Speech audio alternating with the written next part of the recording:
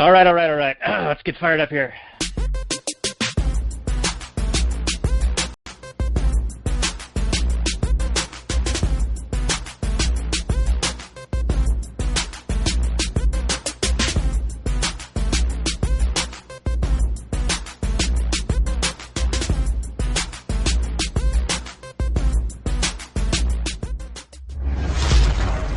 Maximum freedom. Read. Stay on target. Maximum freedom. Stay on target. Maximum freedom. Read Rothbard. Hello and welcome to the next episode of the Actual Anarchy podcast, brought to you by the fine folks at Read Rothbard. We run actualanarchy.com and readrothbard.com, and today we're going to do episode 26 about the movie Tombstone, and we have a special guest. But before we introduce the guest, I want to say hello to my friend Robert, co-host and single man. How you doing, Robert? Why has that got to be? Why do you got to mention that? On the Facebook, you mentioned that to a bunch of like Tom Woods people. I guess it's not the worst thing to say. But anyway, hey everybody, we're doing another episode. We're going to do the Wild West show. It's going to be fun. It's going to be wild. We got a wild man with us. It's going to be fun. Yeah, and speaking of the wild man, it is a familiar face around here. Kenny the Wizard of the Wizardly Wisdom podcast. He had us on a couple of months ago, and that you can find at actualanarchy.com/10, where he interviewed us for his podcast. He also runs libertariannerds.com and does some work for Walter Block, but I'll let him take over from here. Kenny, how you doing? I'm doing really well. Thanks for having me on, guys. I think this will be a really fun topic. Yeah, I mean, that's pretty much what I do. Just do the podcast, interviewing all the cool people I meet in the Liberty movement, and then trying to get a little bit of organization and accessibility to the walterblock.com website, because he's one of my heroes in the Liberty movement. So trying to help him out, get it all squared away there. So yeah, Walter Block is a great guy. He's a giant among the libertarian circle, a living giant. We featured a quote of his in our Running Man episode where we're talking about sexual harassment, and one of his quotes, which is probably a little off color for most, but he makes a good point in that there's no coercion happening. Like if the person accepted the position with that condition, or if they continue to stay there with those conditions, then, you know, it's a choice that both parties are making. But anyway, that's what Walter's great at, pointing out the hypocrisy in a lot of the arguments of the left, SJWs, etc. And one of my favorite series out of him is the Defending the Undefendable, where he showcases, you know, a dozen or 2 dozen people that, or types of people that you would normally think, oh, they're a bad guy, the slumlord, the cheapskate, the whatever. But yeah, the blackmailer. Right, the blackmailer. But in each chapter of his book, he shows you how they're actually performing a positive good, a service for somebody somewhere, and that on net, it's an improvement in the situation, and it's just pointing it out, which is the amazing genius that he is. Yeah.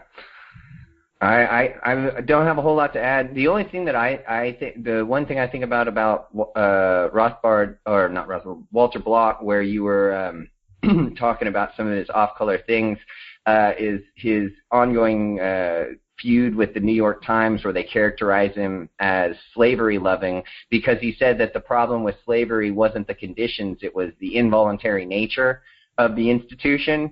And he said something like he's wont to say, which was kind of flippant, like, well, you pick cotton and sing songs all day, eat gruel, what's so bad about that? You know, just paraphrase.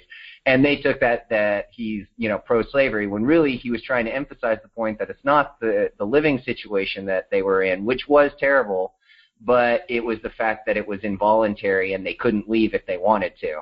And so, yeah, unfairly maligned, but very, very important libertarian thinker, and so trying to bring it to the masses, get his website accessible so that anybody wants to look at his work and read about, you know, what he's thinking, especially his scholarly work, which I think is relatively accessible for a lot of scholarly work. You know, you could be an intelligent layperson and read some of his scholarly articles and come away with something that's really interesting and helps you, you know, get the idea clear in your own mind and be able to articulate it better to tell other people. So, yeah, really important part of it to the stuff I'm doing is helping him out. And then, the other stuff's fun too. Love interviewing people. Loved having you guys on. So I'm looking forward to this. Should be a fun show. Yeah, I agree. Shots fired against the New York Times, the venerable institution. I am shocked and appalled, sir. I will not have you desecrate their good name.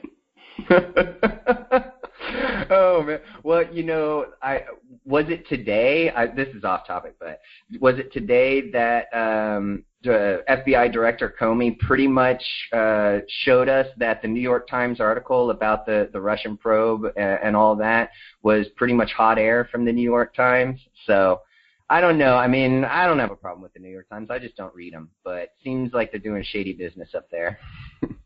Yeah, I think it's been that way for a while. True that. And now we can add them to our keywords. So thank you for mentioning them. Yeah. Yes. Exactly. Helping us with the Google search. That's right. SEO. That's what we really do the cast for. That's right. Tombstone. What's the deal with this? Why'd you guys want to do this show? Yeah, that's a Daniel answer. He's the one that suggested this one. Yeah, this one came up. We have a list of like 200 movies that we want to do. And this one, I think you and I had talked about the last time we were chatting on Facebook, Kenny, where you were on a business trip or something. And for whatever reason, this movie came up. And I was like, okay, let's do that movie. I put it on the list, and I got it to come to me via DVD on Netflix or whatever, or DVD.com, however it works now. And then I forgot that you were the guy who suggested this movie. So I get to watching it, start talking to Robert about it, and I'm like, all right, let's do this movie. It's got tons of quotes in it. It's really good. And then I remembered, oh, wait, Kenny talked about that. And we talked about doing a show with him. Let's bring it together. Let's get it back on. So I'm going to turn the question back to you. What made you bring this movie up? Me? Well, you hit it on the head. I was on Facebook. I was bored in Dallas on a business trip, and it just happened to be on AMC. And I was like, man, I'd forgotten how awesome this movie was. Like, when we were younger, it was, I don't know if you guys ever did this when you were younger, but you have, like, movies that you put on when you're, like, drinking with the boys. Like, it's not like you're really watching a movie at all, but it's just kind of like background. And so when I was in college and that time period, this was one of those movies where we would just put it on because, you pop in for all the best parts. And then when it's like the slow parts, which is basically any part that Val Kilmer isn't on the screen, you're just like, let's talk about something else, whatever. Who's cute in geometry class? I mean, I don't know. Whatever college guys talk about. I mean, I'm sure it was all really G-rated and appropriate. So, yeah, that's what happened. Is I was just like, yeah, reminded of how cool it was, and so I was like wasting time on Facebook, soliciting people to engage me on Facebook because I was bored. And here we are. It worked out because it made me want to watch that movie again. I hadn't seen it in 20 years since it first came out, and I had forgotten how quotable it was and how many good scenes it had. Though I will admit that in watching it, I was having difficulty following the plot.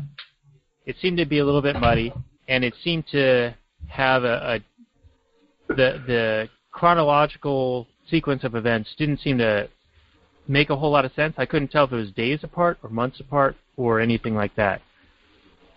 Yeah, period. Yeah, like when this Sam Elliott character gets shot in the arm after what was that? He was going home from the gambling casino. Mm-hmm. He got shot, and then they meet up at this house, and they're like trying to fix him up, patch him up, and the Bill Paxton character storms off. Well, it makes it seem like that night he's at the pool hall venting some steam or whatever, and then gets shot and killed. But I think later on I sort of realized that it was actually a few months apart. Like the sequence of events were actually stretched out quite a bit. Right. No, I was looking through the history of it in preparation just because I really didn't know a whole lot about like the actual goings on. And really my one conclusion that I came to from reading through the history is that none of the characters in the movie are good people. Like, even the protagonists in real life are pretty violent and kind of shady guys, Wyatt Earp especially.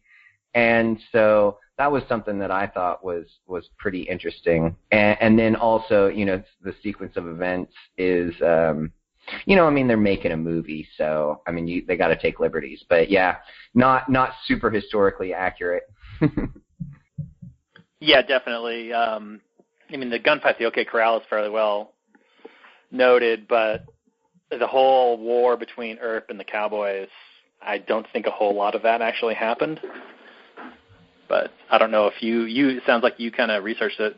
So yeah, I mean, it seems like it did a little bit, but it was mainly like some isolated events that were like, the movie makes it all seem really personal, and it seems like it was really more centered around like activities that the Cowboys were doing, like some cattle rustling and stuff like that.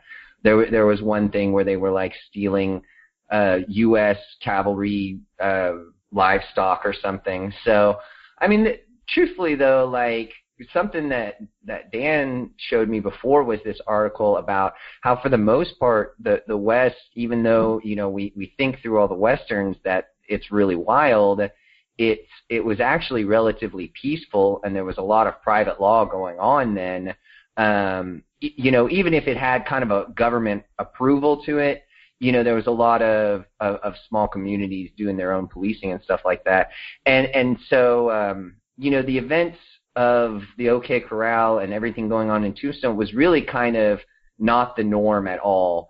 And that it was like isolated groups of people acting in isolation, not that this was going on everywhere. So I think that's something that's really interesting when you talk about these movies, because they do make it seem that, you know, going for your gun, and especially in the movie with, you know, who has the cloak of legitimacy of the law, I think is a theme throughout the movie. Like, different people become associated with becoming lawmen, and then it's okay for them to go after their enemies or whatever. And I mean, I'm sure some of that went on, but I don't think that was the norm at all, really, in that time period. Yeah, that was one thing that really stood out to me was, oh, it's legal now that I have this piece of metal on my chest. And a bunch of, like, a big gang says it's okay for me to do this, so now it's okay. Right. So. All right. No, it was weird, like, whenever Robert was talking, like, since he doesn't have a camera, it's giving me this big white screen, and then I was having this very Skeletor look. And I was like, oh, maybe not Skeletor. As in you're Skeletor or I'm Skeletor? No, I look like Skeletor because I had the light off, and so it was like, when it was Dan, it was like normal level of light, and then when it was you, the white screen was like reflecting off my face, and I was looking very Skeletor. Nice. Can you do a Skeletor laugh? No, can't do. Skeletor is not in my wheelhouse. Right. He's got like this kind of nasally, weird voice, and I don't know. Super whiny, high pitched. Yeah, exactly. Not something. I mean, maybe my normal voice, if I just laugh normally, then it does sound Skeletor, but it's like ha ha ha ha. Yeah, that's pretty close. Oh, Skeletor. Misunderstood. They all are. Yeah. All the comic cartoon villains, they're just misunderstood. I like his origin. It's like he's just this normal guy, but then he got like acid thrown in his face, and so then he just had this perfect skeleton face for some reason, and he didn't die for some reason. They never explained how he can see or anything like that. It's all magic. Magic Grayskull. There you go. The power of Grayskull. The white power of Grayskull. Oh, dang. Why you gotta be all racist, Daniel? So I don't know if you guys know this, but now it's not, white is actually not the official color of white supremacy. It's actually purple now. White supremacist purple. Oh, the bird and the flower? Yeah, exactly. What are you guys talking about? You don't know? No. Oh, I didn't go to this year's Klan rally. Lay it on. I don't know how this came to be. It just, all of a sudden, everything that was racist was also purple, and so I was like, it's now official. The new color of white supremacy is purple. Now, what I heard was It was 4chan type trolling where they would turn any normal thing into this means white power. Yeah, everything means white power according to 4chan. Okay. Right. And so they all believe it. Right. So it's like super trolling. So when Facebook introduced like this emoticon about I don't know what it was supposed to represent, but it became it was a purple flower with like a yellow center, and 4chan started saying, "Oh, that's white power," and so Facebook removed it. Right, it's not available anymore. And then there was this like purple bird. Yeah, the trash pigeon. Yeah, the trash pigeon, and then they said, "Oh, that means white power," and so now that's like a big deal. And similar thing happened with like Pepe the Frog and the OK sign that like apparently means white the W power, like this is a P down here or whatever. Right, and then they everything is white power. Everything is white power. They showed like Obama doing this, or whoever, anyone you would think that would just be like totally not white power. Oh man! Well, can we equate government to white power and then just everybody hate government? I'd be okay with that. No, government is like the most underprivileged of the underprivileged class. Like you could be a bisexual black Jew and still the government, they're still above you. Well, because there's all those tax cheats out there who aren't paying their fair share, right? So the poor government is the victim here. Yes, that's right. Exactly. And the economy collapsed, and so all their tax revenue collapsed. I mean, it's tough being the, worldwide hegemon. Yeah. It's a tough life, but somebody's got to do it apparently, and apparently it's us. We are the ones. No, that's the biggest like misnomer that I wish I could get rid of is we are the government. Like the government has anything to do with the people in the government or like being ruled by the government. Absolutely. Yeah, Larkin Rose is great on that. If you haven't read the what is it called? The most dangerous superstition. That's what it's called. That's cool. That's an excellent book. Highly recommend it. He repeats himself a whole lot, but he's got to fill up some space. All right, so guys, let's talk about this movie, Tombstone, a 1993 American Western film directed by George P. Cosmatos. Is that right? And star-studded, right? Yeah, this has so many people in it that at first glance you don't even think about how many people get their like start in this movie. Yeah, lot of really when we were talking about before how we came to want to do this episode, and I had seen it recently on AMC, the movie, and I was like, man, there are a ton of famous people in this movie. So, obviously stealing the show, Val Kilmer, who is one of my favorite actors, and in this movie just absolutely amazing. So, look forward to those quotes. Iceman kills it in this movie. That's right. That's right. Yeah, so his top three is Top Gun, of course, just because Top Gun's so amazing. He is a horrible character in that movie, It's he's like trying to comfort Maverick over losing Goose, and he's like, yeah, everybody liked him. I'm like, oh my god. But I mean, I guess it was still well acted. It was just the character was a douche. So yeah. And he's good in Heat. Heat's a good movie. And then, of course, this is his coup de grace. This is the piece de resistance from the Val Kilmer character portrayals. Oh, he's also really good in The Doors, right? He was Jim Morrison. Yeah. Yep. Although I can't give him his best work in Tombstone. For me, it's got to be Willow as Mad Mardigan, the sword-wielding crazy person. That's a classic favorite movie of mine from my childhood, and that's my first thought when I think Val Kilmer is Mad Mardigan. So. Oh yeah, nice. He is a lovable rogue in that movie. An underrated Willow movie. Good job. Yeah, I'm glad you brought that one up because it's one that we want to do, but for whatever reason, it's not available to purchase in a digital format. And oh wow. Yeah, I don't know why. We have to buy a physical disc, and watching a physical disc in my house is very difficult. None of my computers have a drive. The only thing I have to play something is a PS3 from 15 years ago, 10 years ago. But my kids go to bed at like 7 p.m. So when am I going to watch this thing? The TV is like right outside the bedroom of the girls. So there's no way of watching this thing. Yeah. Yeah, I don't know, man. I acquired my copy that I have in digital form through various means that cannot be discussed in open forums. Wizardry is what we like to call it over here. That's right. And Intellectual property is theft. So, but yeah, close second to Willow is Val Kilmer's performance in Tombstone. Maybe more quotable. I might give it that. Yeah, this is a movie that I believe is the parts are better than the whole. Where there's very memorable scenes, really good quotable stuff, but when you jumble it all together, it doesn't make a whole cohesive story arc. I think I had difficulty following it, but I did enjoy watching it. It is very entertaining. Great performances. Val Kilmer steals the show. Kurt Russell, who, by the way, outed himself over recent interviews as libertarian light, libertarian leaning, very conservative, and that's very difficult for a Hollywood actor to come out and say. Definitely. They get blacklisted in many ways. But anyway, let's get back to talk about the movie per se. So the Googs, and Robert and I like to laugh about how usually it's very incorrect what the Google description of the movie is. Mm-hmm.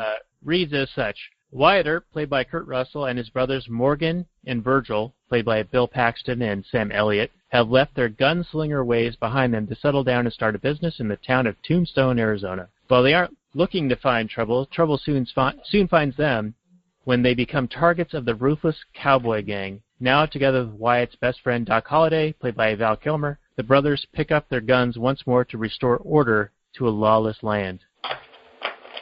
Yeah, it's short and truncated, of course, but that's not the worst description I've heard. No, I mean, it's not bad, but Google doesn't know everything. I mean, it's I'll tell you one thing that just popped into my head that we didn't talk about before the show was that, like, a lot of the impetus behind the initial confrontation, not the initial confrontation, but really where it comes to a head between the Cowboys and the Earps is when the brother, I think Morgan, Sam Elliott's character, becomes the sheriff of Tombstone and tries to enforce a gun ban on Tombstone. And that's really the original reason, I guess, in the movie. I don't know if that's what it is in real life, but in the movie, that's why there was the confrontation there, was because they were carrying when they had decreed that there would be no open carry in the city limits. So something that's very interesting. Yeah, we'll get there. That's an excellent point, but I think we should talk a little bit about the movie before we get to that key point. Sure, definitely. I jumped the gun there. Literally. No, I mean, the first part of the movie, like, it's all, like, I don't know, it's so boring. Like, you said it best when it's, like, really good pieces, but as a whole, it's, like, kind of just jumbled mishmash. Like, it worked really well for me half paying attention to the movie because, like, whenever it's like, oh, here's the Earps coming to Tombstone, and there's a little, like, whatever, they're watching themselves in the window, and we have a nice little scene of the Earps as a family and all this, and I'm just like, all right, I'm busy on Facebook right now. I have no idea what's happening. And then things start happening. And I guess the first thing that happens is when Wyatt Earp gets the interest in the Pharaoh game at the Oriental. Right, that's where the movie really starts taking off. I guess, do we want to say anything about the opening scene where we see what horrible people the Cowboys are? I think that's good. Yeah. So contrast. Let's start it off here. So Tombstone, it's got plenty of sweet gunfights, and it's got probably some of the best mustaches in a movie. Definitely seen in a long time. Kurt Russell's sporting a sweet one. Sam Elliott's always rocking his badass. Right. Yeah. And this movie, like you said, it sure likes to play up the drama and the violence, whereas the actual Wild West wasn't so wild. You were far more likely to die from, like, influenza or tuberculosis or any number of things rather than getting shot up. Whereas in the beginning, at the very intro of the movie, there's like a voiceover. And they're basically saying how the Wild West was filled with murders and thieves and holding towns ransom, and as if this happened all the time. And I think Daniel sent me a thing on how the Wild West wasn't exactly so wild. So, Daniel, if you want to mention that a little bit. Yeah, we'll have this in the show notes as well. But essentially, the story that we've all been told in movie, television, books, etc., have been played up to garner sales and views and ticket sales, etc. Essentially, the Wild West was much tamer than is presented.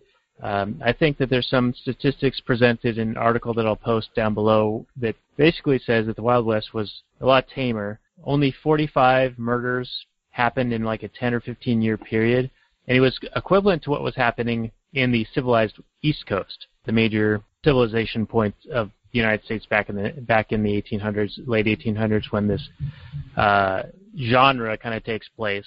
And it makes sense, you if it bleeds, it leads, right? So the more violence and the more heroics that you can play into a story.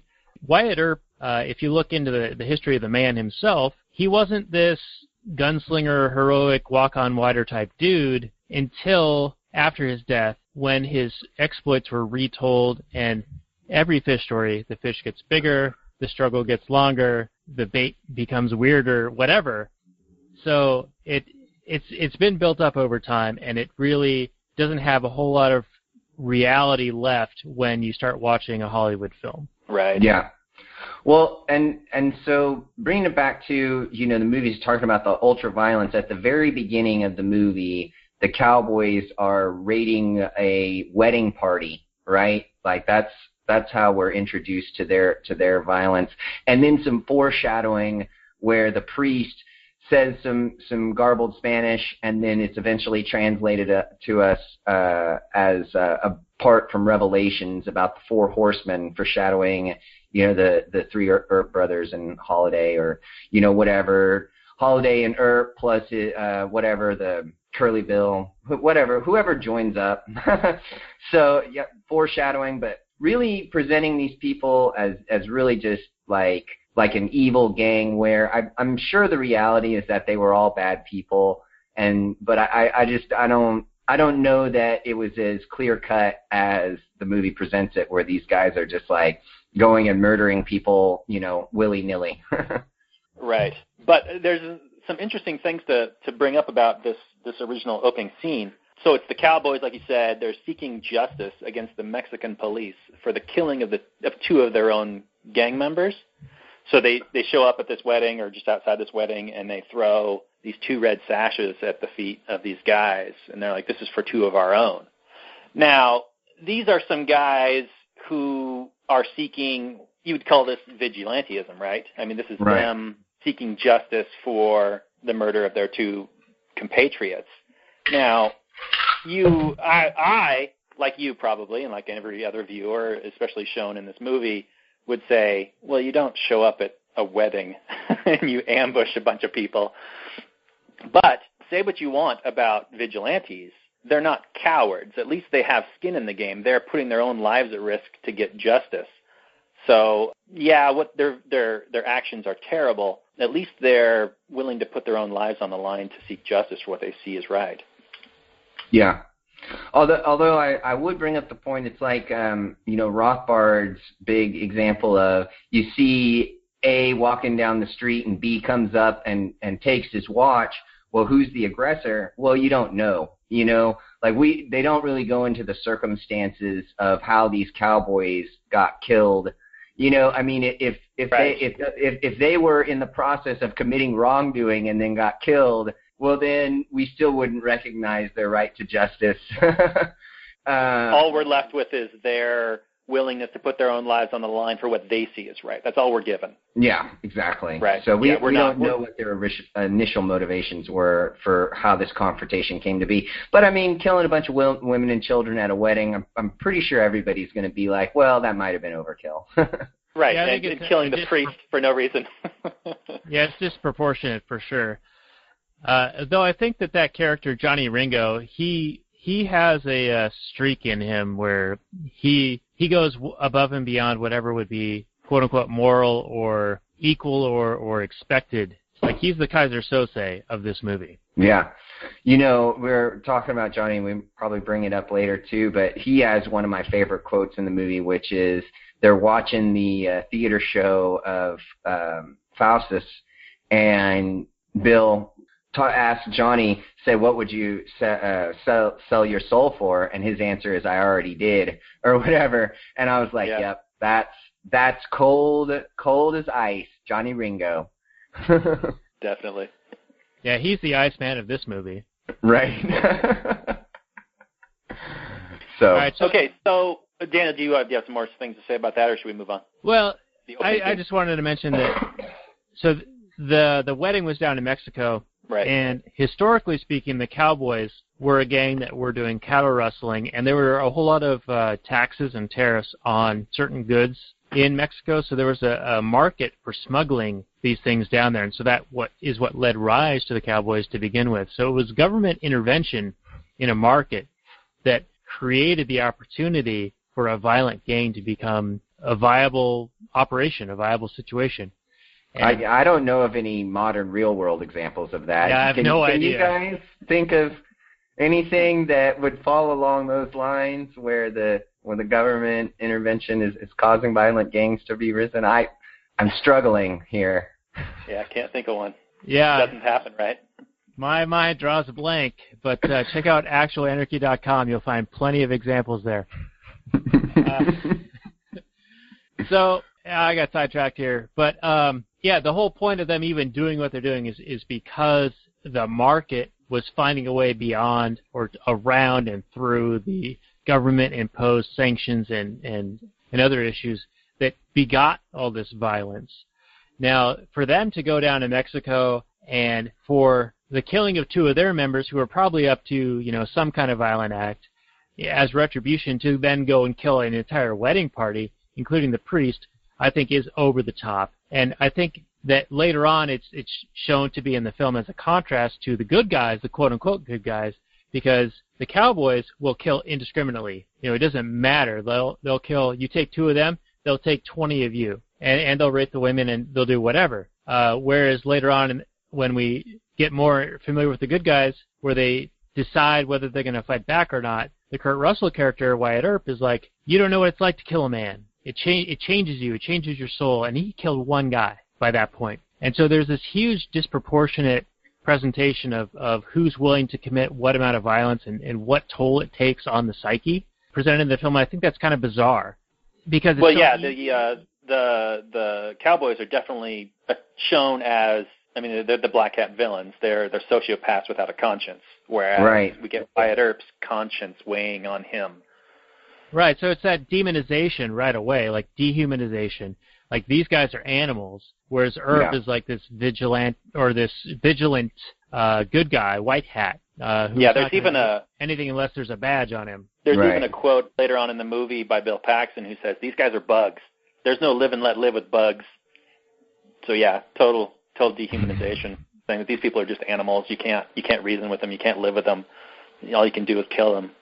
Right. And I do want to mention before we get too much further is that Cowboys, I'm not sure if this is exactly where the name Cowboy comes from, but it was derogatory to call these guys Cowboys, the gang Cowboys. And now it's like that's what you call people who herd cattle or wear Western gear or whatever. Yeah. And it shows a couple of things. Number one is that something that becomes derogatory will be embraced by that culture and they'll own it. Right. And then the other thing is that words change over time. They become different meanings, and you see this all throughout, especially in SJW areas, where it used to be you couldn't say handicapped, or you couldn't say retarded, or you couldn't say whatever, and they would replace it with a new word. But then the new word would start getting used to, speak ill of someone else. So then the new word becomes a bad word, and then yet another word replaces that, and then the same cycle happens again. So you have this evolution of language, not only in this who's offended by what and how, and then they change it to something else, but then you have the Orwellian thing where it's the newspeak and things mean the opposite of what they mean. You have all sorts of distortions in language, and that really damages the ability to have understanding when you're having just everyday conversations about things. I was in a Facebook dispute with someone the other day, and they were saying that rights don't exist, but you can defend yourself. I'm like, well, that doesn't compute. Like, if rights don't exist, sounds like you have the right to defend yourself then. Yeah, right. And so I think that his argument is based on a misunderstanding of rights or a distortion of rights, or he's making a semantic argument on his understanding of whatever rights happen to be today versus what they were a few years ago or 20 years ago or 50 years ago. Right. Yeah. Yeah, the evolution of the language is something that's definitely really key. I can think of in my own lifetime certain things were called, like you brought up handicapped people. When I was growing up, they were all, cripples and retards, and now I don't even know because I don't talk about them or to them very often, so I don't have to learn all the latest lingo to talk to them. But it's an evolution, and honestly, I feel like sometimes, words have power, but I feel like sometimes, like the whole SJW thing is not about being offensive, but it is about manipulating the meaning behind words and confusing the issue and muddying the issue, as opposed to what they want to say what it's about, which is protecting everyone's feelings or whatever. Right, that's just cover. That's just cover. I think that most of these things are the cultural Marxism and the critical theory. And critical theory, I learned recently what that actually was, and it sounds like it's a school of thought or something intellectual, right? Well, if you look into it, all it really means is criticize whatever is the majority position. Make it sound like whatever is happening today is the worst fucking thing ever, and that is critical theory. It's denounce whatever the current situation is, whatever the current quote-unquote power structure is. Right. Talk down about it. Say it's terrible. And it's a strategy to undermine and to try to bring a mass of people together who are disgruntled about something and giving them sort of a scapegoat, right? Something to be mad at. Yeah, a focal point. Yeah, give them a villain, right? And whether it's true or not, and 9 times out of 10, it probably is not true. Yeah. Well, and also, the movie works. Oh, go ahead. Well, it absolutely ensures a paycheck. The outrage police and the language police, they're always whining about something because, you've got to stay relevant. You got to be just complaining about the latest thing. So it ensures your position at whatever university you happen to be at or whatever news outlet that you happen to be at. Yeah, it's almost a bureaucratic process where you need to ensure your own position. So whatever job you've been assigned, you can't solve the problem you've been assigned to solve because then you could be out of a job. Right, work yourself out of a job. Permanent revolution, that's what they wanted. And I feel like we're almost there. It feels like it. And they were really pretty open about it, talking about the leftists and the SJWs. Like, all along, the Marxists and the SJWs have said that, a permanent revolution against the ruling class and just perpetuate. So, like, nothing is ever going to be good enough to satisfy them. Like, there is no way that you can refer to people that's going to ever be the way that is the right way. Like, they're always going to be updating it. And right. The moving goalpost forever. Yeah. Jordan Peterson is a guy that I've been following recently, and he's great on this stuff, and he calls this stuff out for what it is, and he won't put up with it. I have so much to agree with him on. Robert, are you familiar with him? I think I've he's a tenured professor at University of Toronto, as I recall. He's been the result of many feminist and SJW attacks on YouTube. Right, and he was nobody a year ago. It was only when people confronted him at some, you need to call me G or some other weird pronoun, and it's easy, just put it in your phone, and you can remember like all the 50 different words that you can say. To make sure it's inclusive, right? Yeah. And he was like, no, this is nonsense. This is nonsense on stilts. This is making people more divided than they ever would be, and now you're codifying it into law, and you're going to potentially ruin people, put them in prison or fine them.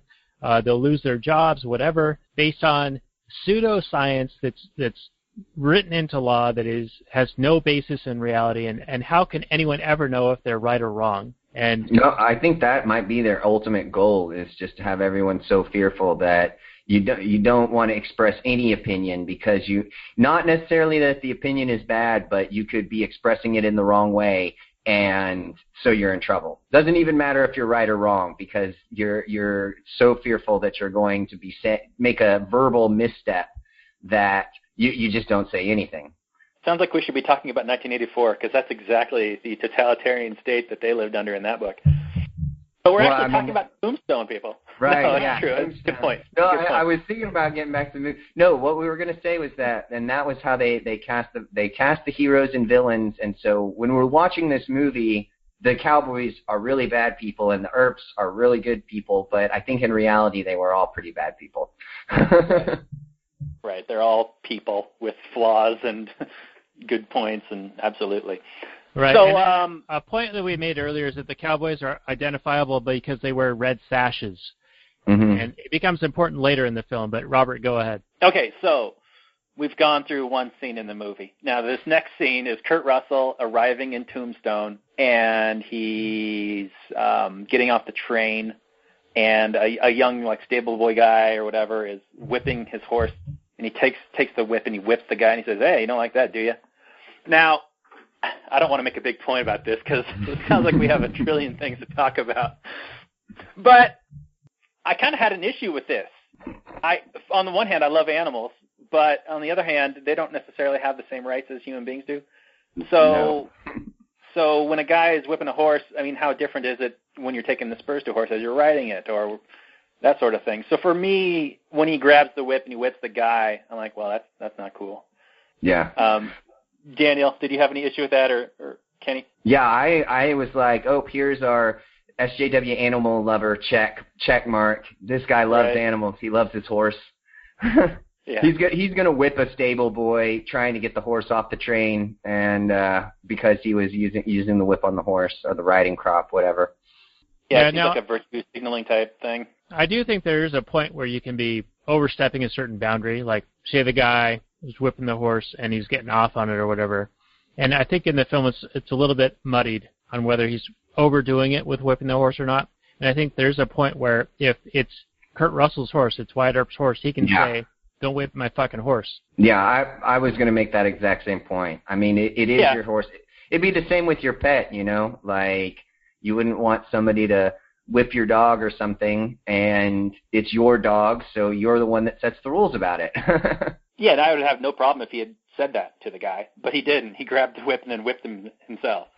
Yeah. So after that, he gets approached by like a local law dude, and we're not really given a name. B-hand. But he goes, but he's immediately saying, "No, don't want any of this. I'm here to make money."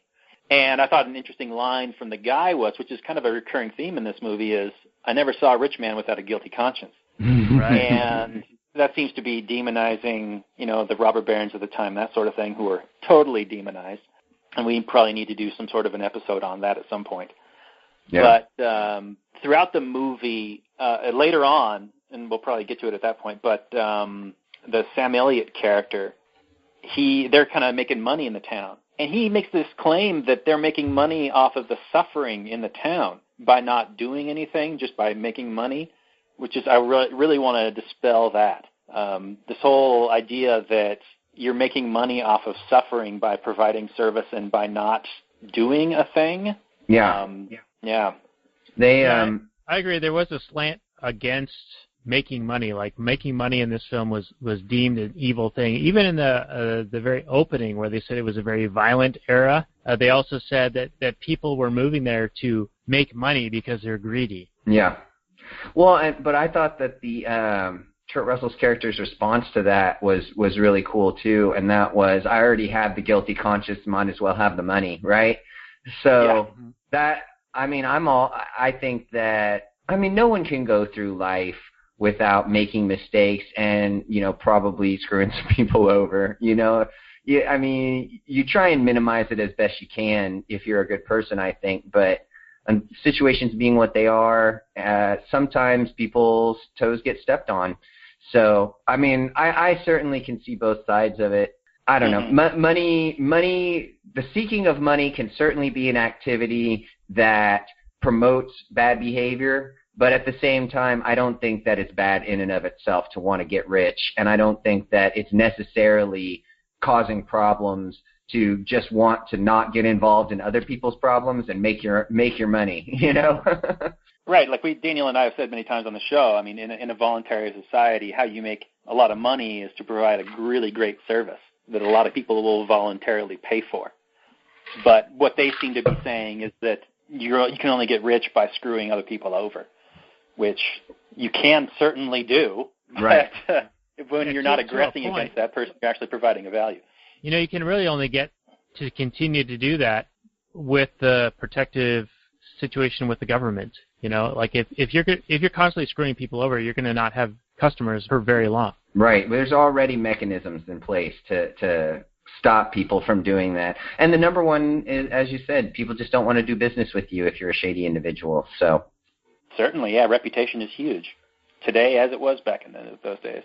Absolutely. Okay, let's keep going. So we get introduced to Doc Holliday. He is at a kind of saloon-type casino thing, and he's there with his girlfriend, and he is playing poker, and they are sick and tired of him winning all these hands, and there's kind of like a scuffle where Holliday stabs a guy, and then his girlfriend puts a gun on the bartender, and they end up kind of walking out of there robbing the place. Yeah. It sure seemed like he was robbing the place to me. It didn't seem like he was like just winning a lot of poker.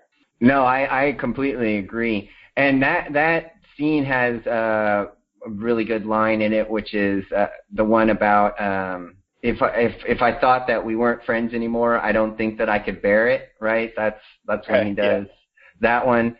And I mean, I don't think that. I think it was like a crime of opportunity there. Like he knew the town was burned because like they weren't going to let him gamble anymore after this altercation. So he was just like, yeah, just robbing the place blind. You know, he's got his gun on everybody. This is what I mean about they're not really great people.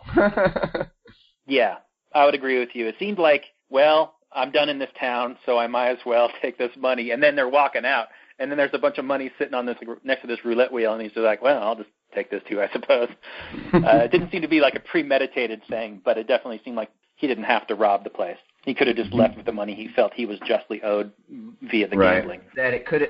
We could say that this was a vigilante judgment for his pain and suffering over his reputation being maligned and et cetera, while he was gambling. The gambling house owed him. No, I mean not really. I'm just kidding, but. Yeah, that's funny. Daniel is gone. Is he still on camera? No, I'm here. I think it was definitely a crime of opportunity. He already had the position of being able to extricate himself from the establishment, and there was the opportunity to take whatever he wanted with him. He knew he was going to leave town, and he's not the greatest guy in the world. He's, as they say, a lunger. We haven't even brought that up yet. He's got tuberculosis. He's a dying man, and he's like, why not, you know? Yep. Right. So that's why you're not wearing a bustle. Right. There's a lot of that throughout the movie. You get the feeling that he's got this devil-may-care attitude because he knows he's going to die soon anyway. And he's definitely he wants to go out in a blaze of glory instead of just dying in a hospital. Which, interestingly enough, is what ends up happening, right? I mean, don't want to spoiler alert, right? Jeez, Kenny. I know. It's horrible. Horrible. All right, well, that's the end of our show, everyone. Hope you enjoyed it. No, spoilers for everything, always and forever.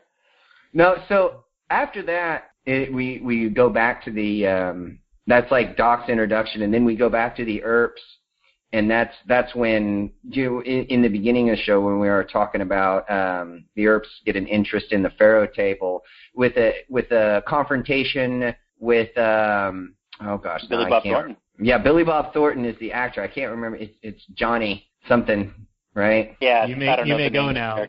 Yes. Yeah, there's a really good scene where Wyatt is insulting him, and he says, "Skin that smoke wagon and see what happens." Yeah. And he slaps him, and he says, "You gonna do something or just stand there and bleed?" That's right. No, I think it's interesting because it seemed like the owner or the proprietor of the hotel or the casino, he's like powerless to get rid of this rogue dealer for some reason. I mean, could you just stop paying him, or that wasn't exactly clear to me why he couldn't get rid of this guy? Well, I think that it was a situation where the person running the table was making a lot of money, and I think the situation was that they would just give the bar a cut as part of their I'm setting up in your bar thing. So it's probably like he's running off all the customers, and then what little money that he's making at the faro table, he's probably keeping for himself. So yeah, and the guy, he was pretty spineless. So needed big boy Wyatt Earp to come and take care of it. So Wyatt provides a service, and as a reward for getting rid of the guy, he takes 25% of that, the cut of the house. Protection money. The gambling, right. And then there's an interesting discussion as Doc shows up and says that Wyatt claims that Doc has said that gambling is an honest trade, whereas, and then Doc corrects him and says, no, poker is an honest trade. Casino games, the odds are with the house. But then Earp says, well, nobody's putting a gun to their head to play, which is a very libertarian thing to say. Like, gambling is, no matter what the odds are, if you're determining that you want to put your money up and play and spin the dice, even though the odds are against you, that's up to you. There's no coercion going on here. Yeah, you're not being oppressed. Everything in life is risk. Right. But it's probably a foolish risk, like Doc says. Faro, the odds are on the house. But as you say, no one's putting a gun to their head, and they can play if they want. So that's when Wyatt gets the literal gun to the head. Yeah, he gets exactly, the literal gun, not quite to his head, but the character Billy Bob Thornton's character comes out and wants revenge and has a shotgun. Right, and he's just like, put that shotgun down, leave it. Yeah. And I thought it was interesting because at that point, then the sheriff comes up. And Wyatt is introducing Doc to the sheriff. And I got the impression that Doc didn't want to shake hands. He says, I'm not going to shake your hand. I got the impression that he didn't want to shake his hand because he was the law, not necessarily because he has tuberculosis. It's a good question. I thought it was because of the tuberculosis, but it could be because he's law. But Wyatt was law. Yeah. Yeah, but not anymore. I mean, I don't know. Yeah, or maybe just, I don't know. I always got the impression that Doc Holliday was just kind of a dick. It's like, I'll shake Wyatt's hand. I'll say hey to him. Oh, who are you? No, I don't shake hands. Sorry. Right. Yeah, he also mentions later on in the movie that he doesn't have a whole lot of friends, and that's, very true. It's very Trump of him. I think that's a thing Trump's known for, is not shaking hands. I don't know if it's now as president, but in the Art of the Deal and in the 80s and 90s, he never shook anyone's hand. Yeah. It's like a power move. There was a big kerfluffle over he wouldn't shake President Merkel's hand or something, or whatever, Chancellor Merkel. Herr Merkel or Herr Merkel. the Führer von Urkel. Anyway, have you guys been following the outrage with people blocking on Twitter, and people are claiming it's a First Amendment issue, and they're all whining that I haven't. He can't possibly block anybody because that would be destroying their First Amendment rights to follow a president on Twitter. Which you can still see without being logged in. I'm pretty sure, like, everything is published. Yeah, I don't think they have private messages. In fact, president's not allowed to block anybody. I think that's hilarious. There's some conversations about now whether his Twitter conversations can become legally binding in some respect. Like, he said such and such on Twitter, and now he's doing the opposite. So does the Twitter thing mean that his intention was something the opposite of what he's now saying, blah, blah, blah? It's a bunch of bullshit. That's hilarious. So now Twitter's like part of politicking, I guess. Oh, yeah. I think all the social media, it's like the fifth arm of the establishment. Like, they have the print media as the fourth, and then the social media is now coming into the wings as the fifth arm. Want everything to be... It's definitely what the left uses to police everybody with. Yeah, so now there's this separation of powers, right? It used to be 3 branches of government, now it's 5. But guess what? It's branches of one thing. That's right. So that separation of powers thing doesn't work for me, but that's just me. I'm an anarchist. You're a weirdo. All right, so there's right after that scene we were discussing in the movie, they're standing around, and all of a sudden the gunfight takes place, and they watch a guy get killed, and they say, then the marshal comes up to them, to these 2 men who are in this gunfight, and say, I got to take those. And they say, hey, it was a fair fight, it was a legal fight. Now, I'm sure there's all kinds of things we could talk about on this, but the idea that, okay, first of all, if it's a fair fight and they each had guns and they're each going for each other and it's a voluntary situation or whatever, does the marshal have the right to come along afterwards and steal the guy's property, these weapons, this self-defense property? I think that the argument being made in the film is that it's only right for the marshal to take the firearms if it's a crime that's been committed, and that's why they were trying to make their case that, no, this was a fair fight, this wasn't something that would be a criminal affair. Yeah. Right.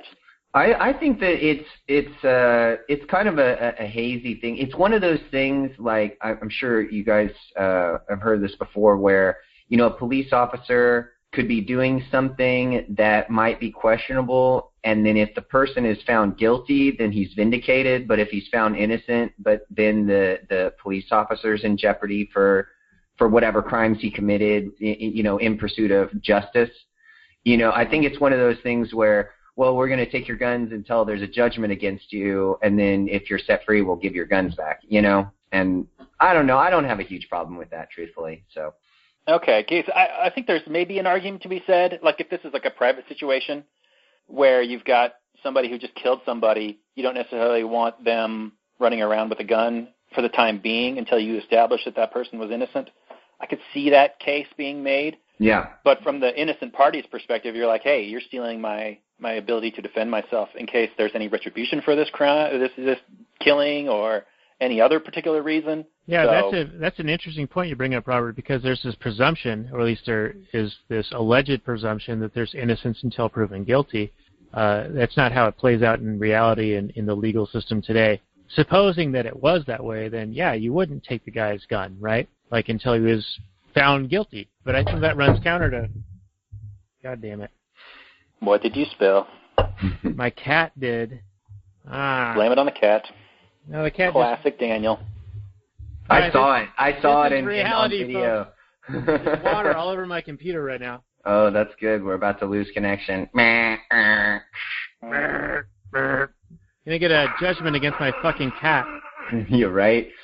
No, but to the point you were talking about, I think maybe what would make it okay for me would be if they were going to hold the guy in like protective custody until the judgment, until the court case. Like if you as the law person said there might have been a crime here committed, I'm gonna take custody of you and guarantee your safety, which should be a part of the custody. Then you don't need your weapons. And then once everything has been, gone through the proper legal channels and you're ruled that this was a lawful shooting, then you'll get your weapons back. And I mean, I feel like in a libertarian sense that's probably, I mean, you're never going to get a perfect situation where their rights are going to be perfectly protected. But I feel like that's probably a good compromise for somebody that's just been in a violent altercation with somebody. And I like the idea of offering that service. Like, here, I'm going to take your gun for the time being because we don't necessarily want a killer running around on the loose. But if you feel like you're wrongly accused and you don't have a way to defend yourself, here, I'm offering the service of you being able to come into my custody and protection until the situation's all sorted out. Yeah. I could get on board with that. Definitely. Well, I just want to make one point that this presumption of innocence until proven guilty is a government structure, and that it wouldn't necessarily play out if it were a private property society. Like, it'd be up to the owner of the property where the said event happened to determine what the resolution would be. And I think it would be like sort of, there would be a certain awareness of, hey, I'm going to this person's property and they have X type of rules or expectations versus Y person's property or type of expectations. I think that there would be a higher awareness of where you were going and what parameters you needed to abide by to be there. Yeah. Yes, I agree with you, but there would also be some pressure on each individual property owner to conform to societal norms. Certainly, yeah. I mean, especially if you are running your property in a way where you're trying to like earn profit out of. Yeah, like a merchant of some kind. Right. Yeah, you need to make it more attractive for them to be on your property versus another. Like Rothbard brings us up in his lecture on conservation. He's like, well, there'd be a variety of different types of beaches. Like some there'd be very stringent controls on how much you could litter, and you throw something on the ground and there's this security guard that comes up to you and says, no, you can't do that, versus a different beach where, you could kind of litter around, but it might cost less, or it might be, like more laissez-faire, you might be able to just hang out. Yeah. Right. I think those are all really good points. But in the movie, the end result is that he does hand over his weapons, and I'm trying to think. Then what happens? We kind of get an introduction to these supporting characters that are eventually, I think, join up with Earp's posse. And, yeah, those are the two of the guys that join the posse later on. Yeah, you're right. I forget their names, but yeah. Something Creek Johnson. That's about right. That's right. That's one of them. All right. So, hey, we're about 10 minutes into the film, but about an hour into the show. So I'm going to fast forward us real quick and just read the next block of scenes, and then we can just sort of riff from there for a little bit. Yeah. Wait. I had one important thing I want to talk about. It's not important at all. It's not important, but it was one thing that I wanted to ask because it was an interesting thing. Okay, so they're in they're at this theater, and the Cowboys start shooting up everything, right? Right. So they kind of show their approval or disapproval. They're firing their guns in the air, or they're shooting directly at the actors on stage. First of all, okay, you're gonna probably not want to go back to that town if you're that traveling actor troupe if you're getting shot at, of course. But I mean, first of all, it's a NAP violation. Shooting at somebody can't defend himself. They're not trying to kill him, but you could, and you might shoot something behind the guy that's standing backstage just minding their own business. And also, okay, when you fire a gun, especially like a peacemaker, right next to somebody, that is freaking loud as shit. And you can go deaf from that. And I know they're just actors doing whatever, but if someone fired a gun right next to me, and even if he's shooting it up in the air, I'm like, what the fuck, dude? I'm trying to hear with my earballs right here. That's absolutely a NAP violation. And yes, there are societal norms, and you might not want to go into that theater because that's where they always shoot up the place. If you're just hanging out and someone pulls out their gun and just starts shooting right next to you without hearing protection on, I would be pissed. Okay, that's my rant on that. All right, so I'll come back to you with, this is a Hollywood movie, and that whole idea of just shooting randomly into the air as celebration, I think, is a Hollywood trope. I don't think that it actually happened because, as we discussed in our episode on War Dogs, and I don't recall the number on that, but the guy was shooting into the air, and the bullet's got to land somewhere, right? Like, somebody is eventually going to get hit by one of these bullets. And you're right, it's fucking loud. So I really doubt that people are just shooting off, especially when ammunition and things are like a prized commodity. I'm sure it's not inexpensive to purchase ammunition back in this time and this era, especially when you're out in the West, right? These little Right, they didn't have factories making it then. It was all small little places making ammo. I'm sure it was very highly prized. Right, so I highly doubt that this type of thing even happened. And especially inside of a building, you're going to shoot the ceiling of a theater? That's what gets me the most. And like Robert was saying, a gunshot inside a theater, that's going to be so stupidly loud. Yeah. Multiple gunshots in a theater, that's ridiculous.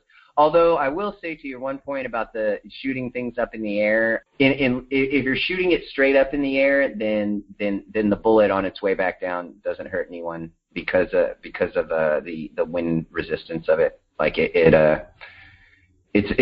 doesn't get to kill you velocity. Doesn't get to terminal velocity? Yeah, it gets to terminal velocity, but because of the way the lightness of the bullet, like what makes it so deadly is how fast it's going, and it doesn't come down as fast because of it doesn't have the wind resistance. The terminal velocity is less than the muzzle velocity.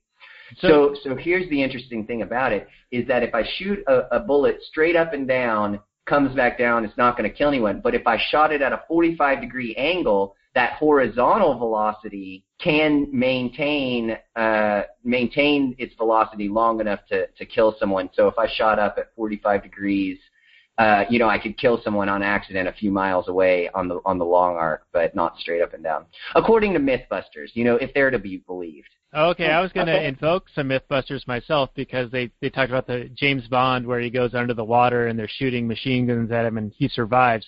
And they actually show in a pool that even like a 50 cal can only go something like 18 inches into the water at a terminal rate, and then it'll not be harmful. And so that might make me have to amend my statement on war dogs where they're shooting up into the air, or the whole cowboy thing I just talked about where they're shooting up in the air. If it really is harmless, I find it difficult to believe it, but I guess it makes some sense because there's the friction in the air. It's the coefficient of mu, right? I don't call it harmless.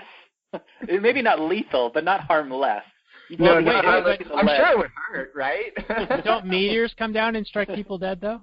Doesn't that happen? Yeah, and didn't definitely. Plato get killed by a rock falling from a bird of some sort? The story on that?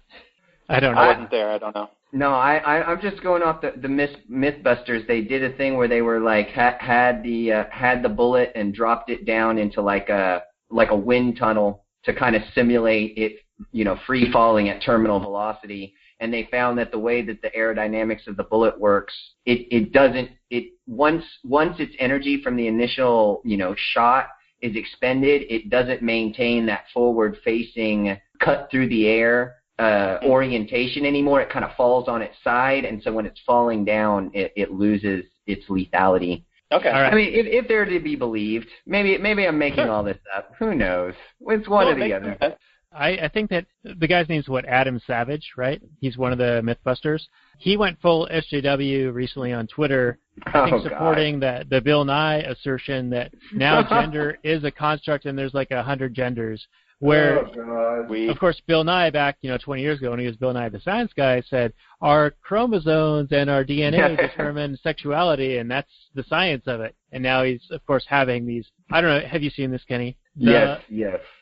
Bizarre, worst than karaoke dance thing about this sex junk song, and he's like spinning the beats or scratching the record on this thing. He's like a 65-year-old pervert. No, I've seen the Facebook videos of like his views now versus his views then, and they like show the episode from back then where it's like, and some people are born boys, and and the XY chromosome thing, and now it's like, oh no, it's a social construct. I'm like, no, I'm pretty sure there's a pretty sound biological basis for this idea of gender.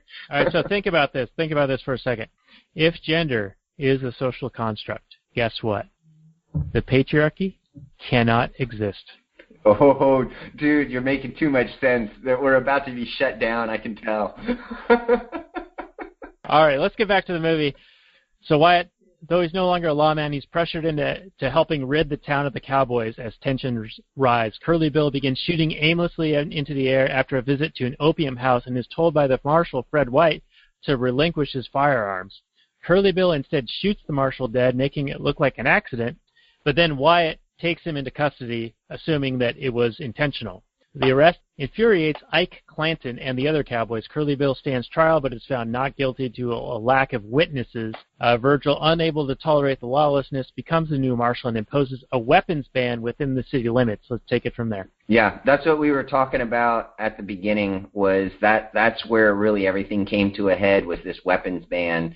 And they got into this altercation because they were trying to disarm these guys. The Cowboys, and then you have the iconic OK Corral fight, and I thought it was really well done in the movie, truthfully. Seemed like a whole lot of shooting and not a whole lot of people getting hit by bullets to me. I feel like that's a movie thing in general. Like, I feel in real life, like you put enough lead in a certain direction, like most of the things in that direction are getting hit by it. And a Peacemaker is actually a fairly accurate revolver handgun. I mean, at that range that they were at, and especially since Kilmer had a shotgun. And there's one part where there's all this gunfire, and then one of the guys is hiding behind a horse. So Kilmer shoots in the air with a shotgun, and then of course that's the shot that actually scares the horse. Yeah, the horse was fine until then, and then that one spooked it. Right, all the other gunshots the horse is perfectly fine with. Yeah, if the horse had rights, that's the one shot that violated the NAP for the horse. That's right. Shooting up in the air near the horse. Right, but all the other shots, no effect. Right. And then that leads directly into the Cowboys' retribution against them. And then, of course, I think right after that they have the big in the bar where they get into like a flourishing their gun match, Holliday right. Johnny Ringo. That's one of my favorite scenes. Like, well, now let's. Oh, go ahead. But I want to go back. Ahead. Okay, so Daniel, I wanted to ask you because you're a huge homesteader guy, and I tend to agree with you. But you use the homestead argument in lots of creative ways sometimes. Because this, it wasn't a crime to have your guns on you up until the one point in time where they just decided to make it illegal. Would you say that the cowboys that lived in that town had homesteaded the right to carry their weapons on them, and everybody else had too? Well, I think it gets very muddy because it's not a private property situation. It's a town. It's owned by everybody. It's a municipality. Right. So I tend to think that having a weapons ban of any sort would be inappropriate, sure. Especially in light of a Second Amendment, and back when they had some adherence to the Constitution, at least in name only. So I was rather appalled that a weapons ban was even instituted. Now, if it were a private property society, and you were inviting people onto your property and they had been bringing guns all along, I think that it's totally within the right of the property owner to now institute a change in the conditions upon which people can enter. It's sort of like if private roads were a thing, more so than they are, but, like the whole drunk driving thing. Like, you can change the conditions on which you're going to allow somebody to drive on your road. Right. A similar situation here. So I don't think that in the film as depicted that it was an appropriate thing to do, and it was an excuse actually for them to go and confront them. And I think they actually play to that point. They're like, well, now I've made it illegal for them to carry guns in here, and they're carrying guns in here, so let's go after them. Yeah. Right. Yep. Because they don't actually own all the property in the town, so it's ridiculous for them to just all of a sudden say, you can't carry guns. And it's using the law as a weapon, because before they weren't going to go after them because they wouldn't have been technically justified. But now they say, I'm the marshal of this town, and I decree that there's this law now, and now they're in violation of that law, so now we can go after them. It's sort of like writing their own ticket. Definitely. Right, and Earp is very much against it. He's saying you want to start a war, you want to risk death and mayhem over this misdemeanor. Yeah. And then he says, damn right, they're breaking the law. Just this law that they just made up. As if it's like this sacred cow that they just can't, no, this thing I just made up on a whim. Are you kidding me? Heavens will fall. Yeah. Well, and that's, probably one of the parts of the movie that has so many more modern corollaries is this idea that we're going to make things illegal to allow us to go after the people we want to go after. And, we have so many things today, especially like what immediately comes to my mind is like the drug war, where we're going to, by fiat, say that all of these things are contraband, and not only are we going to try and prevent you from having them, but if we suspect you of having them, we're just going to take your stuff, we're going to civil asset forfeiture you. And what's really sad about all of that in the modern context is that sometimes even if you're proven innocent, then you still have a heck of a time trying to get your assets back.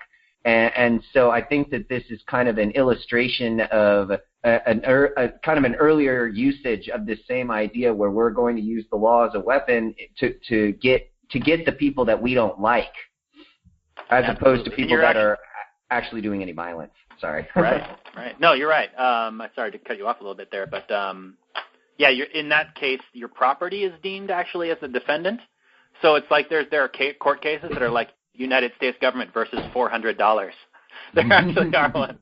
And so then the money is declared illegal or guilty, or the house is declared guilty. And the impetus to try and get your property back the ability to get your property back is so impossible. And they use it to buy equipment and more ways in which to impose their quote unquote law against margarita machine.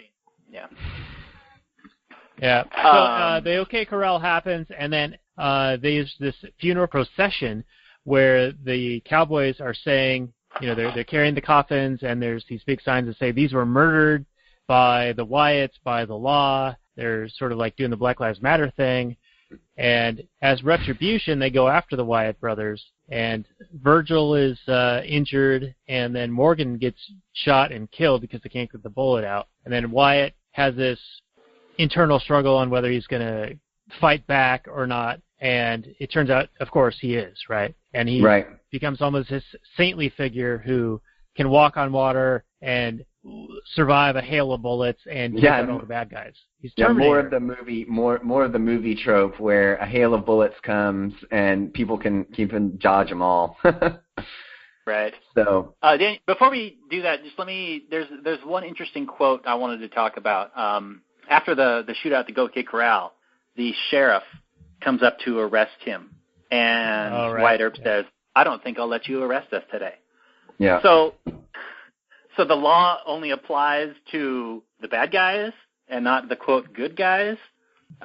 Where's the sense of justice? It seems to be just this tool that he uses as a hammer whenever he wants to use it and not when it goes against him, which, I mean, of course, is the way it is with government all the time. But I think it shows a lack of character in that instance.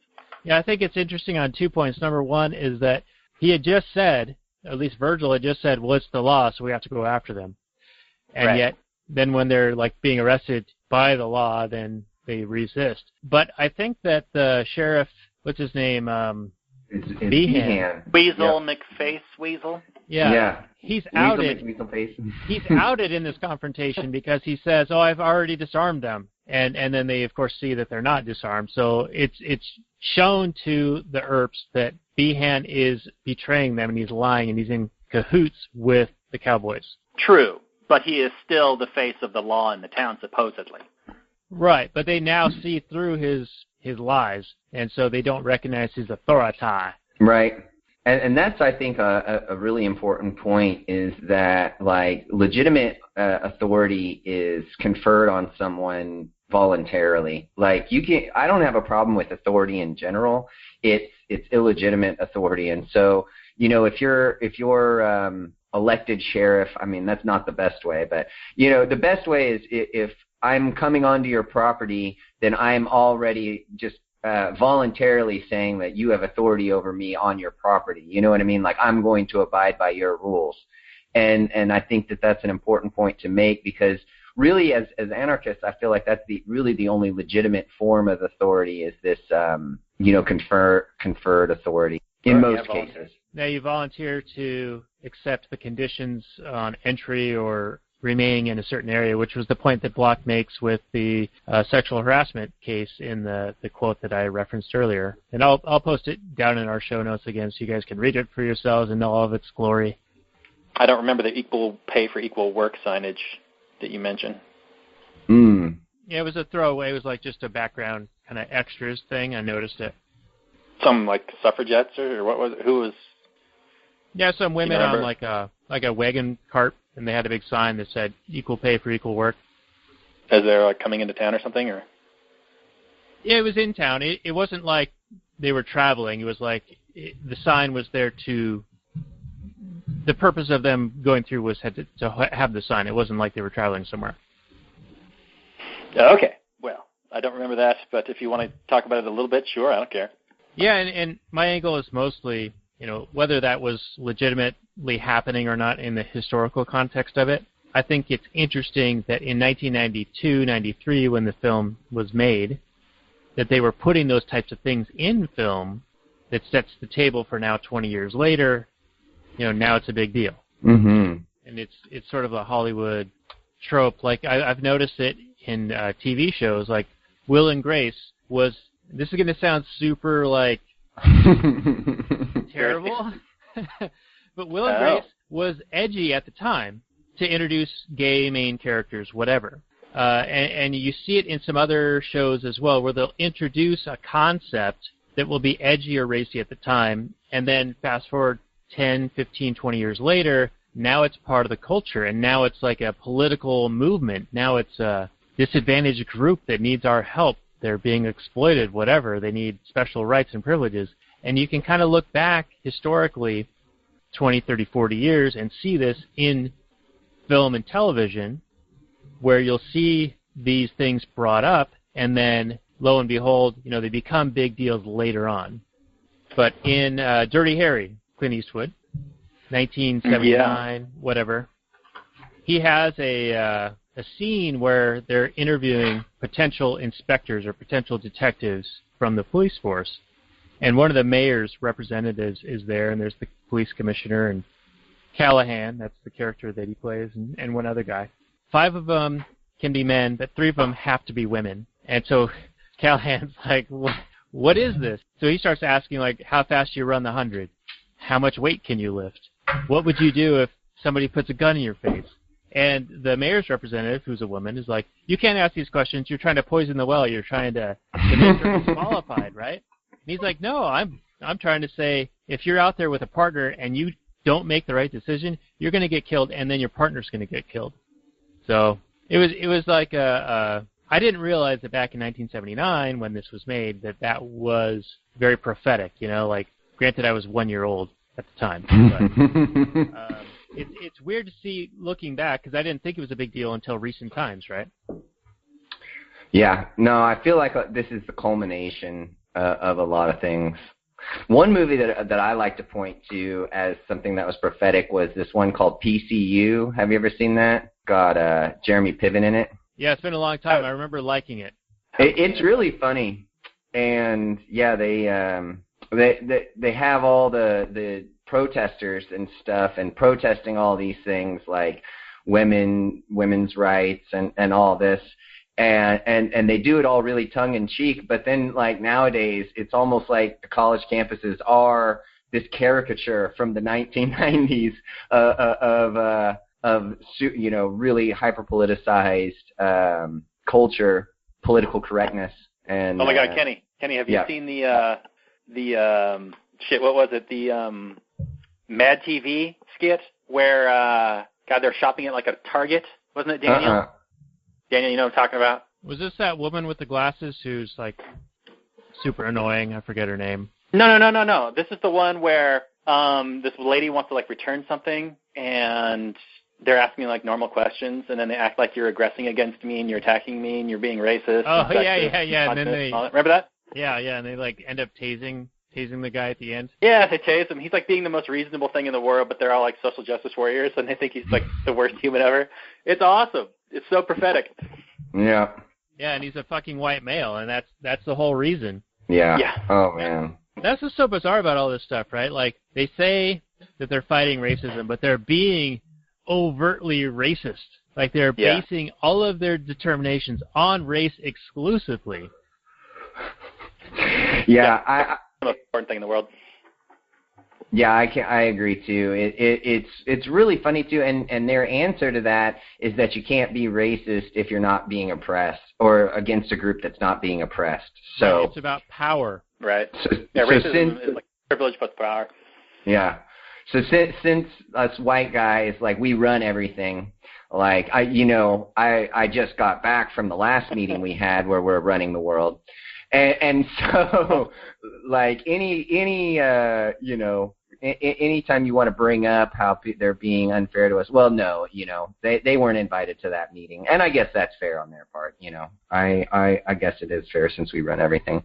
And then, really, the rest of the movie is kind of a gallop to the end, where a bunch of montages, murder montages, murder montages. One scene that really sticks out in my mind is when the actor troupe gets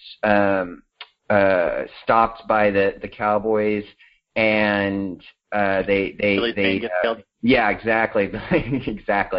And the actor woman, I can't remember what her name is in the show, but anyway, she makes a really good point, which is that from her point of view, they're all bad. Like, it's all ugly violence, and it doesn't matter who's quote-unquote right or wrong, because this guy who wasn't a part of the fight at all was killed, and right. So it's kind of this collateral damage argument that we hear in the modern time, where we're supposed to just overlook the fact that innocent people are being hurt by us enforcing the law, and and it's something where I think that a lot of people just look at it and just see the violence and the ugliness, and so that's why, we have this real big disconnect between what the government's doing and then how everyday people are looking at it. Yeah, I think it was interesting at one point. I mean, it's not super interesting, but at one point, the men are kind of like have accepted that they're in this like battle with each other. But what caused like Curly Bill or Curly Johnson or not the Battle Creek or whatever his name is to come over to Wyatt's side is that they targeted the women, the wives. So like there's a guy with a shotgun, he breaks into their house and shoots the wall and kind of scares all the women. And that's what everybody is shocked about.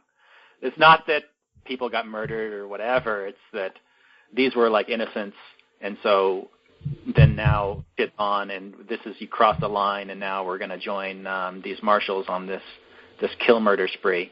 Seems like a tenuous reason to go murder a bunch of people, but I mean, the whole you know, if I see a red sash, I'm going to kill the man that's wearing it, so you better run.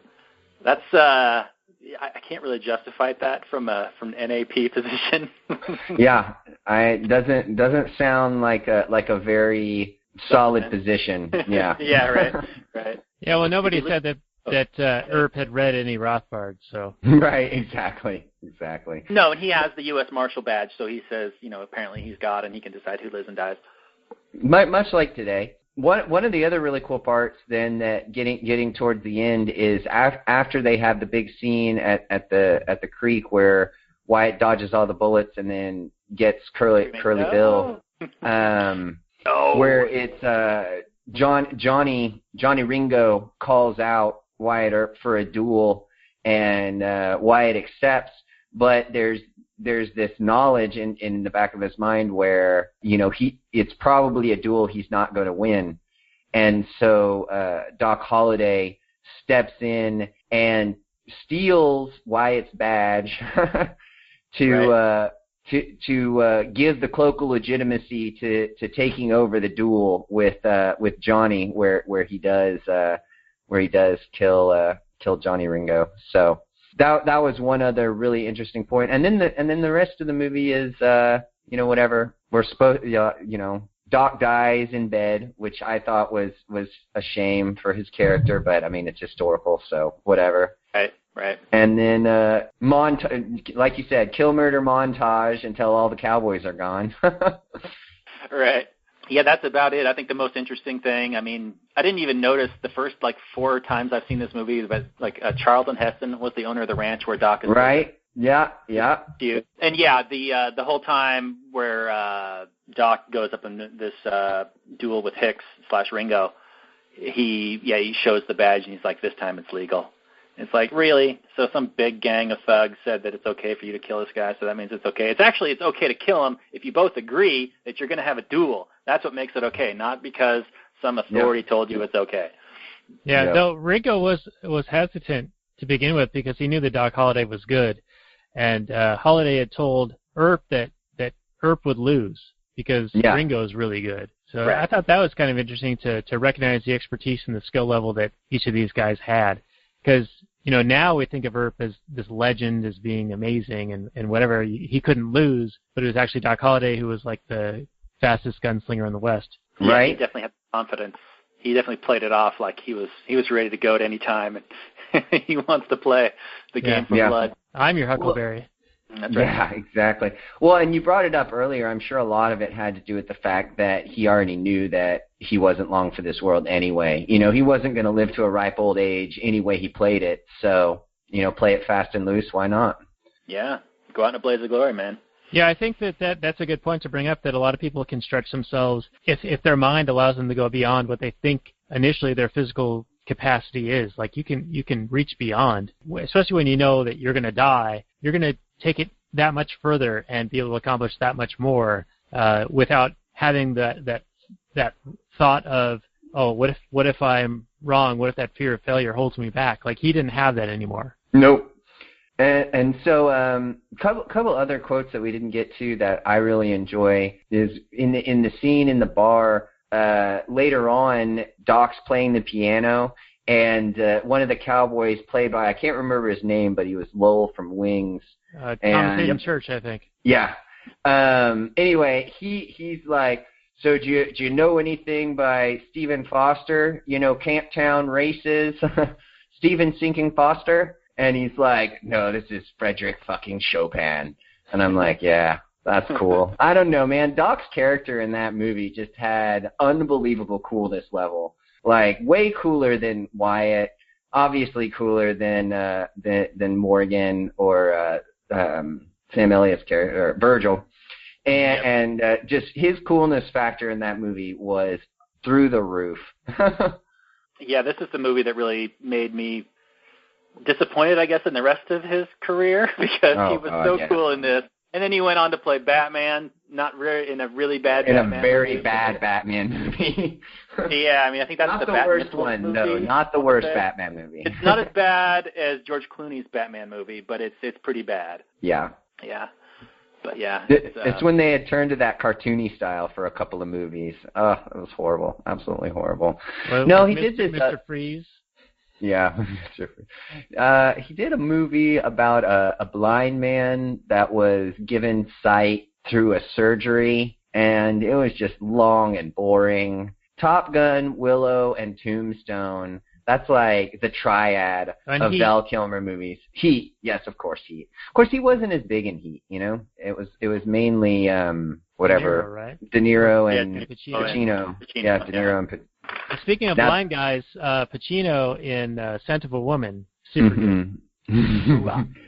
That's right. No, and then Val Kilmer had a really great cameo on the HBO show Entourage as the weed-growing Sherpa, which was a really cool role too. I enjoyed it. So I don't know. I'm a pretty big Val Kilmer fan. Did you see the episode of Life is Short where Kilmer tries to convince the character who played Willow, the guy who played Willow, they're going to make a Willow 2? and then so he kind of like, hey, we need to generate a whole bunch of money. We got to attract a bunch of investors. We're going to make Willow 2. We're going to make it happen. And so he goes and he gets all these investors, and they end up making like $50,000. And then Kilmer just like makes off with it. He's like, well, I got a lifestyle to maintain, man. It's a funny show. That's great. Yeah. You know, the George Lucas wrote some books about the Willow story, and in the continuation, maybe I say George Lucas, but no, maybe it might be someone else. Anyway, that's unimportant. We can put in the show notes if anyone cares. But yeah, like Val Kilmer's character dies in the second book, so not a whole lot of chance of Willow 2, I don't think. Unless they're gonna pull like a Disney Star Wars where they're just like, everything ever written about Star Wars after the movies is fake. Right. Warwick Davis. Yeah. Warwick Davis, yes. The guy. Yeah, who's also been in the Harry Potter movies and Star Wars. He's had quite a career, actually. Yeah, he was wicked. Yeah. Mm-hmm. He wasn't he in the like Ewok spin-off movies too? Like the made-for-TV ones? Yeah, I mean. Yeah. I'm telling you, like that dude, he's awesome. Yeah, well, if you ever watch Life is Short, he's hilarious. That show is really funny. It's a Ricky Gervais, Stephen Merchant comedy. Oh, nice. I hadn't heard of it, so I'll have to check it out. I like those guys. They're funny. Yeah, he's also in Carl Pilkington's second or third season of whatever that show is. Carl Pilkington. Idiot Abroad? Moron Abroad. Yeah, that's right. Yeah, Idiot Abroad. Warwick Davis is in season 2 or 3 of that, along with Carl Pilkington. I love that. I love Carl too. The round-headed buffoon. Yeah, that's my wife's ringtone on her phone. Actually, the opening music to that. And mine's BoJack Horseman. Oh, BoJack. You know, I'm not a big fan of all the American-made animations like BoJack and all those. What was the other, Bob's Burgers? All those types of shows. Like, I'm just a huge animation snob. Like, if it's not like a 80s or 90s cartoon that I watched as a kid or a Japanese anime, then I'm like, it's not good. I'm just going to mute myself, and you and Robert can nerd out for a minute here. No, that's all right. We should probably wrap this up. I don't know how long we've been going, but it seems like we've been done with it for a while. It's been like an hour or so for sure. No, we can definitely rap about that later. You a big fan of that type of stuff, Robert? Yeah, I'm a huge. I don't know, huge. I mean, there are some serious anime nerds, but I'm a large. Lost a lot of weight fan. Well, there's a couple of questions you can ask that can pretty much zero in on how big of a nerd you are, and that is, like, how many seasons of One Piece have you seen? I don't even know what that is. Well, But my so favorite, you're not that big. Well, okay, let me tell you, my favorite anime is a recent one called One Punch Man. Oh, that is a very, very good one about Saitama. Yeah, Saitama. He's awesome. Talk about, that would be a cool show to talk about. Just like the idea of someone that's so strong that he defeats everyone in one punch. I just love it. It's the best. It's the best Superman show I've ever seen, and I think they do it right. Yeah, exactly. He's just overpowered, and nobody can provide a challenge to him, and that's why that's all he ever wants is a challenge. It's hilarious. I highly recommend it to anybody who hasn't seen it. Mm-hmm. All right, so to wrap up Dan, Tombstone, that's Holliday right. dies after all these adventures, and Poor he guy. tells Earp at the very end, Earp says, I just wanted to have a normal life, and Holliday's like, there is no normal life. You just got to live the life you're going to live, and live for me. I'm dying. You go and live. Go after that actress.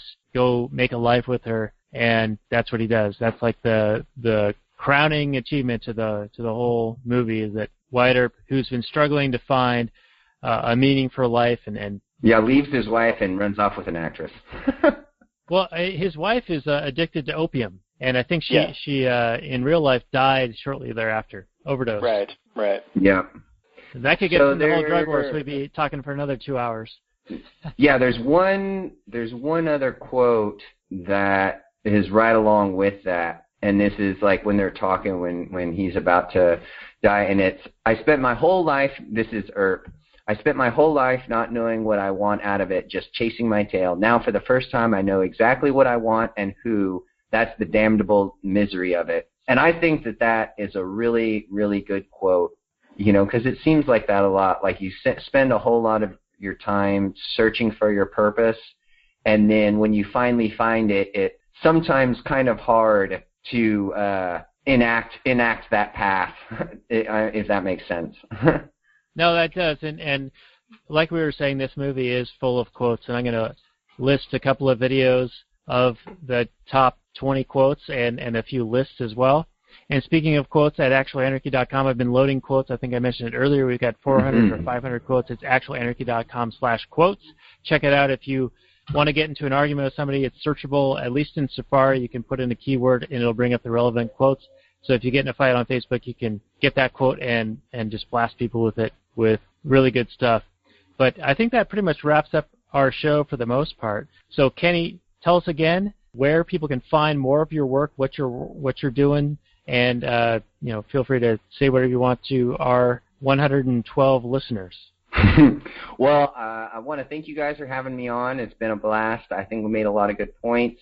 Anyone that's interested in what I'm doing, I would direct you to libertariannerds.com, or there's a Facebook, Libertarian Nerds. That's where a lot of my work can be found. And the Wizardly Wisdom podcast, it's on SoundCloud.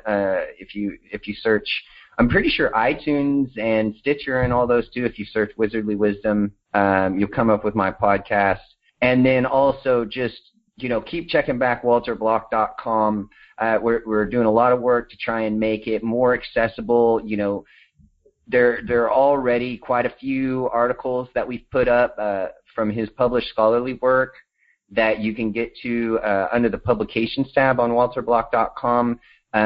He has so many, it's kind of hard to decide which ones to start with, so we're kind of just doing the ones that we think are the most interesting or are the easiest to get a good copy of. But we're going to be continuing to update that, and I just think it's so important for people to be exposed to Dr. Block's work. So yeah, that's pretty much it for me.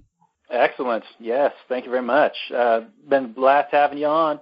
That'll do it for me. Take care, everybody. Hug someone you love, and go out and provide value to somebody out there in life. This thanks for being on this show with me. Yeah, no problem. Thank you guys very much for joining us. This has been the Actual Anarchy podcast. This can be can be found at actualanarchy.com/26. This is the episode about Tombstone. Feel free to click on any of the Amazon links and start your search there for anything you want to purchase, and that will help support the site. We've also got a Liberty Classroom link for Tom Wood's Liberty Classroom if you want to learn more about libertarianism and Austrian economics. Highly recommended. Be able to win debates with leftists and have a better understanding of the world about you. We also run readrothbard.com. Pretty much all I got to say at this point, other than I'm your Huckleberry. Good night, folks. Peace.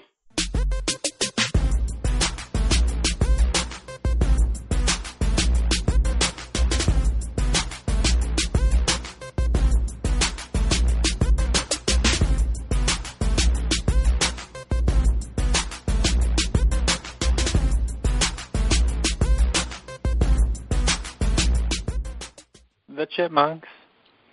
CHIPMUNK. We're the Chipmunks. Guaranteed to brighten your day. Do do do do do do do do do do do.